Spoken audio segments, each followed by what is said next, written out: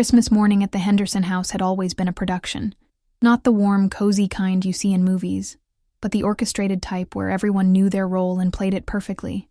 My Aunt Margaret would arrive at precisely 9:30 with her famous cinnamon rolls that nobody actually liked, but everyone praised. Uncle Robert would claim the recliner by the fireplace and spend the morning complaining about traffic while nursing his third cup of coffee. The cousins would sprawl across the living room floor, their excitement genuine, but carefully managed by parents who'd learned that sugar crashes and overstimulation led to meltdowns before noon. I'd been attending these gatherings for 28 years, first as the shy kid who got books instead of toys, then as the college student who came home with laundry and empty pockets, and now as the single adult who'd somehow become the family's designated photographer and gift wrapper. Every year, I'd watch the same rituals unfold with the same people in the same spots, saying the same things about how quickly time passes and how the kids are growing up so fast. This year felt different, though I couldn't pinpoint why. Maybe it was the way my grandmother kept fidgeting with her wedding ring, or how my brother kept checking his phone despite our family's strict no devices policy during gift time. Maybe it was the unusual number of packages under the tree, or the fact that several of them had no gift tags, just sitting there like secrets waiting to be unveiled. My nephew Tommy, all of 7 years old with gap-toothed grin and boundless energy, had been vibrating with anticipation since we'd finished breakfast. He'd counted the presents at least 6 times, announcing each tally with the solemnity of a census worker. 23 packages total, he'd declared, though nobody had asked for an inventory. His younger sister Emma, barely 5 and still believing in the magic of everything, kept whispering to the packages as if they might whisper back. The living room smelled like pine needles and vanilla candles, with undertones of coffee and Margaret's perpetually overspiced cooking. Sunlight streamed through the bay windows, catching dust motes that danced above the wrapping paper debris we'd generate within the hour. Everything looked picture perfect, like a holiday card come to life, all warm colors and satisfied smiles and the promise of memories being made. But there was something underneath it all, something I couldn't name but could feel in the way conversations kept starting and stopping, in the glances that lasted just a beat too long, in the careful way certain topics were avoided. It felt like we were all waiting for something, though none of us would admit what. My grandmother, who usually took charge of gift distribution with the efficiency of a seasoned mail clerk, seemed unusually hesitant as she surveyed the packages beneath the tree. She kept picking up different boxes, reading the tags, then setting them down in slightly different positions, as if the arrangement mattered more than usual. When Tommy asked if they could start opening presents, she glanced at my parents, then at Uncle Robert, then back at the tree with an expression I'd never seen before. Uncertainty, maybe, or something closer to dread. The whole family had gathered in a rough circle around the tree, adults in chairs and on the couch, kids on the floor with their legs crossed like they were at story time. The Christmas tree lights twinkled steadily, casting everything in that golden glow that makes even ordinary moments feel magical. Someone had put on soft holiday music, instrumental versions of songs we'd all heard 1,000 times, creating the perfect backdrop for the morning's festivities. But I kept noticing things that didn't quite fit. The way my mother kept smoothing her hair, a nervous habit from childhood. How my father's smile looked more practiced than genuine. The fact that Margaret had barely touched her cinnamon roll, despite always being the first to praise her own baking. Even the kids seemed slightly off, their usual Christmas morning chaos subdued into something more manageable, more controlled. The gift opening began with the youngest, as tradition demanded. Emma received a dollhouse that she'd been wanting since July, squealing with delight as she ran her tiny fingers over the miniature furniture. Tommy got a remote control car that immediately became the most important thing in his universe, his eyes wide with the kind of wonder that adults spend their whole lives trying to recapture. The usual suspects followed. Sweaters for the adults, books for me, gift cards for the teenagers who were too cool to admit they wanted anything specific. Everything proceeded according to the unwritten Henderson family holiday script until we reached the packages without tags. My grandmother hesitated again, that same uncertain expression crossing her face as she lifted the first unmarked box. It was medium-sized, wrapped in silver paper with a red ribbon that looked more expensive than our usual dollar store decorations. The paper was thick, professional, the kind you get at department stores when you pay extra for gift wrapping. She handed it to Tommy without explanation, which was unusual. Grandma always announced who each gift was from, often with a little story about why she'd chosen that particular present or where she'd found it. But this time, she just placed the box in Tommy's eager hands and stepped back, her arms crossed in front of her chest like she was bracing for something. Tommy attacked the wrapping paper with the single-minded determination that only children possess, shredding silver paper and red ribbon with complete abandon. The adults watched with the usual mixture of amusement and mild anxiety that comes from watching kids destroy beautiful wrapping, but there was something else in their expressions too. My mother was biting her lower lip. Uncle Robert had set down his coffee cup and leaned forward in his chair. Even Margaret had stopped fussing with the leftover breakfast dishes and turned to watch. The box underneath was plain white cardboard, the kind you might get from an office supply store. No branding, no decorative elements, just a simple white box with a lid that lifted off easily. Tommy removed the lid with the same enthusiasm he'd shown for the wrapping paper, then suddenly went very still. His face changed from excited anticipation to confusion, then to something that looked almost like fear. He stared into the box for what felt like minutes, but was probably only seconds, his small hands gripping the cardboard edges so tightly his knuckles went white. The room had gone completely quiet except for the soft holiday music still playing in the background and the gentle hum of the heating system. Even Emma had stopped playing with her dollhouse and was watching her brother with the instinctive awareness children have when something isn't right. Then Tommy looked up at the adults with an expression that broke my heart. Pure confusion mixed with the first hint of disappointment, like he was trying to understand a joke that wasn't actually funny. He held up the box so everyone could see inside, though from my angle on the couch I couldn't make out the contents clearly. "That was not supposed to be in the box," he said, his 7-year-old voice carrying across the suddenly silent room with perfect clarity. It wasn't a question or a statement of anger, just pure bewilderment from a child who'd expected magic and found something else entirely. The adults' reactions were immediate and telling. My grandmother's hand flew to her mouth. My father stood up so quickly he nearly knocked over his coffee table. Margaret made a sound that was somewhere between a gasp and a whimper. Uncle Robert just stared, his face going pale beneath his seasonal tan. I finally got a clear look at what Tommy was holding up. Inside the white box, nestled in what looked like white tissue paper, were photographs. Old photographs. The kind printed on actual photo paper rather than the digital prints we're used to now. Even from across the room, I could see they were family photos. But something about the way the adults were reacting told me these weren't the kind of family photos that usually made their way into Christmas presents. My mother was the first to recover her voice, though it came out strained and artificially cheerful. "Oh my," she said, moving toward Tommy with the kind of forced calm adults use when they're trying not to alarm children. "Let me see those, honey. I think someone made a mistake with the packaging." But Tommy, with the stubborn curiosity of childhood, wasn't ready to give up his unexpected treasure. He pulled out one of the photographs and held it up to the light, squinting at it with the serious concentration he usually reserved for particularly challenging video games. His expression shifted again, this time to something that looked almost like recognition. The photograph Tommy held showed a much younger version of my grandmother, probably in her early 20s, standing next to a man I'd never seen before. They were both smiling, his arm around her waist in the casual intimacy of a couple comfortable with each other. The man was tall and dark-haired, with kind eyes and a smile that seemed genuine rather than posed. He was wearing what looked like a military uniform, though the black and white photo made it difficult to determine which branch or era. What made the photograph particularly striking was how happy my grandmother looked. Not the reserved contentment I'd known my entire life, but radiant joy, the kind that transforms a person's entire face. She was wearing a simple dress and a flower in her hair, and she was looking at the camera like she had never been more certain about anything in her life. Tommy studied the photo with the intensity of a detective examining evidence. "Grandma," he said, his voice still carrying that note of confusion. "Who is this man?" "He's not Grandpa." The innocence of the question hung in the air like a challenge, demanding an answer that none of the adults seemed prepared to give. My grandmother's composure finally cracked completely.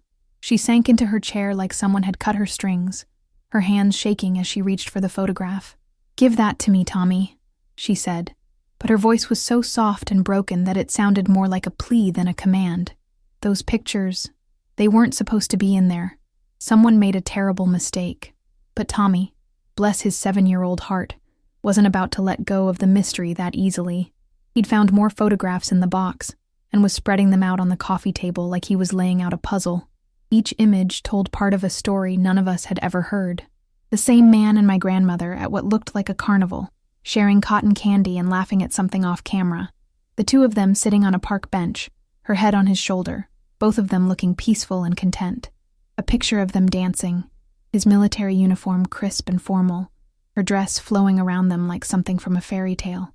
The silence in the room was deafening. Uncle Robert had gone from pale to almost gray, staring at the photographs like they were evidence of a crime he'd witnessed but never reported. My mother kept opening her mouth as if to speak, then closing it again, apparently unable to find words that would explain what we were all seeing. My father had sat back down heavily, running his hands through his hair in the gesture he'd used my entire childhood when he was trying to process something difficult. It was Emma who finally broke the tension, approaching the coffee table with the fearless curiosity of a 5-year-old who hadn't yet learned that some secrets were meant to stay buried. "She looks so pretty," she said, picking up one of the photographs and examining it with the same careful attention she gave to her picture books. "Is this when you were young, Grandma? Before you married Grandpa?" The question was innocent enough, but it landed like a bomb in the middle of our holiday morning. Because everyone in that room except the children knew that my grandmother had married my grandfather when she was barely 19, right after high school, in a simple ceremony at the local church. The story had been told countless times over the years. Always the same details. Always the same emphasis on how young they'd been and how they'd grown up together. But the woman in these photographs was clearly older than 19, more confident and worldly than the teenage bride we'd always heard about. And the man beside her definitely wasn't my grandfather, who'd been thin and bookish even in his youth, preferring libraries to dance halls and classical music, to whatever popular songs had been playing in the background of these captured moments. My grandmother finally found her voice, though it came out as barely more than a whisper. "Those pictures are from before," she said, not looking at any of us but staring at her hands folded in her lap. "From before I met your grandfather, before I became the person you all know." The admission hung in the air like smoke, changing the very atmosphere of the room. Suddenly, the Christmas tree lights seemed too bright, the holiday music too cheerful for the weight of what we were learning. The perfectly arranged living room felt like a stage set for a play where someone had forgotten their lines, leaving the rest of us to improvise our way through a story we didn't understand. Tommy, still clutching several photographs, looked around at the adults with the dawning awareness that he'd stumbled onto something bigger than a simple mistake in gift wrapping. "But why are they in the box?" he asked, his question cutting straight to the heart of what we were all wondering. Who put them there? And why wasn't it supposed to be like this? The answer came from the most unexpected source. Margaret, who'd been silent since Tommy first opened the box, stepped forward with an expression I'd never seen on her face before. Not the carefully maintained pleasantness she usually wore, but something raw and honest and deeply sad. "I put them there," she said, her voice steady despite the tears that had started flowing down her cheeks. "I've been carrying those pictures around for 30 years, moving them from house to house, hiding them in different boxes and drawers, never knowing what to do with them. When Mother asked me to help wrap the Christmas presents this year, I thought maybe it was time." The confession hit the room like a physical force. My grandmother's head snapped up, her eyes wide with a mixture of betrayal and something that might have been relief. "Margaret," she whispered, "you had no right. Those were private. Those were mine." But Margaret wasn't backing down. For the first time in my memory, she was standing up to the family matriarch with a courage that seemed to surprise even her. "They were yours," she agreed, "but they were also his, and he deserves to be remembered. He deserves to be more than just a secret you've been carrying for decades." The children were watching this adult drama unfold with the fascination of people witnessing something they instinctively knew was important, even if they couldn't fully understand it. Emma had moved closer to Tommy, both of them still holding photographs, their Christmas morning transformed into something none of us had anticipated. My grandmother stood slowly, moving to the window where the morning sunlight streamed through the sheer curtains. When she spoke again, her voice carried a weight of years and regret that made my chest ache. "His name was James," she said, not turning around to face us. "We were engaged. I was 23, working as a secretary in the city, living in a tiny apartment with 2 roommates and thinking I was so sophisticated and independent." She paused, her reflection in the window glass looking older than I'd ever seen her. He was stationed at the base about an hour outside town. We met at a USO dance, of all places. I wasn't even supposed to be there. My roommate had convinced me to go, said I was becoming too serious, too focused on work and saving money. She said I needed to have some fun. The story unfolded slowly, each detail adding depth to the woman in the photographs, the woman we'd never known existed. James had been deployed to Korea 3 months after they'd gotten engaged. They'd written letters every day, making plans for the wedding they'd have when he returned, for the house they'd buy, and the children they'd raise and the life they'd build together.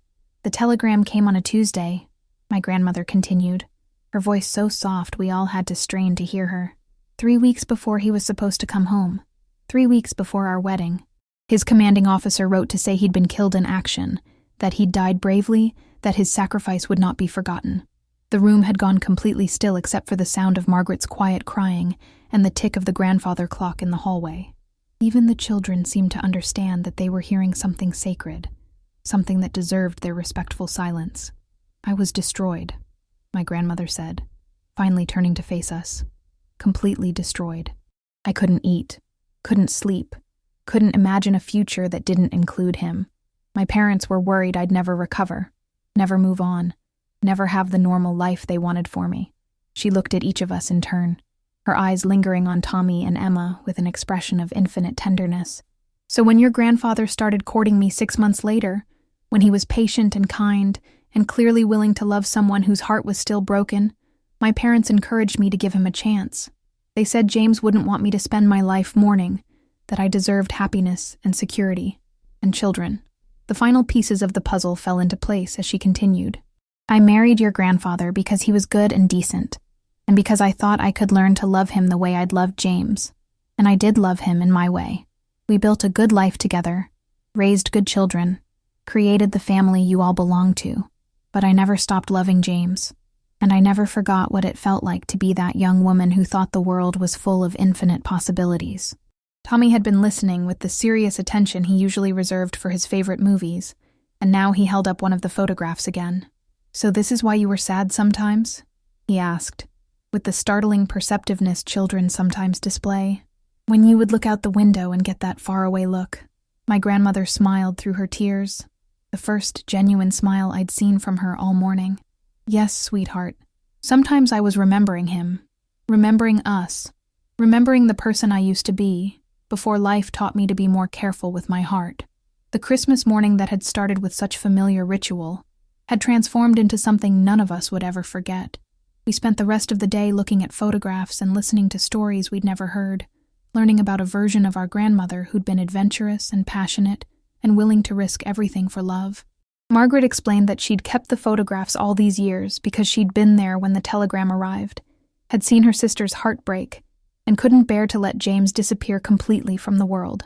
I thought maybe if the children found them, she said, if they asked questions, maybe you'd finally be ready to talk about him, to let him be part of our family story, instead of just a secret you carried alone. By evening, the photographs had been carefully arranged in a new album, one that would sit on the coffee table alongside all our other family pictures. Tommy insisted on writing captions for each one, his careful 7-year-old handwriting labeling them Grandma and James at the carnival, and When Grandma Was Young and Happy. Emma contributed drawings of hearts and flowers around the margins because she said every love story needed decorations.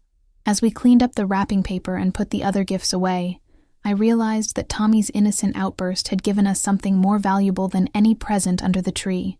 It had given us the full story of our grandmother's life, the knowledge that love takes many forms, and that sometimes the people we think we know completely still have chapters we've never read. That Christmas morning, we learned that families are built not just on the stories we tell, but on the stories we don't tell, and that sometimes the greatest gift we can give each other is the courage to share the parts of ourselves we've kept hidden, even when it changes everything we thought we knew about who we are and where we came from.